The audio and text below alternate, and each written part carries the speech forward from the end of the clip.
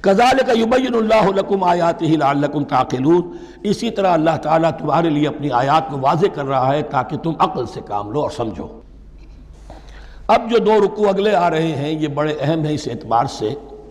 کہ یہ تاریخ بنی اسرائیل کا غزوہ بدر ہے جس کا تذکرہ ہوگا۔ میں ایک بات آپ کو بنی اسرائیل کی تاریخ کی بتا چکا ہوں کہ جب حضرت موسیٰ کے انتقال کے بعد یوشع ابن نون کی سرکردگی میں انہوں نے جہاد کیا، قتال کیا تو فلسطین فتح ہو گیا، لیکن انہوں نے چھوٹی چھوٹی حکومتیں 12 بنا لی اور آپس میں لڑتے بھی رہے۔ لیکن 300 برس کے بعد پھر صورتحال پیدا ہوئی، وہ واقعہ ہوگا جو اب سامنے آ رہا ہے کہ جب ان کے اوپر دنیا تنگ ہو گئی، آس پاس کے جو کافر اور مشرک لوگ تھے انہوں نے انہیں دبا لیا، بہت سوں کو ان کے گھروں سے، ان کے ملکوں سے نکال دیا، تو پھر تنگ آ کر انہوں نے کہا اس وقت کے نبی سے کہ ہمارے لیے کوئی بادشاہ بنا دیجئے، سپہ سالار بنا دیجئے، اب ہم اللہ کی راہ میں جنگ کریں گے۔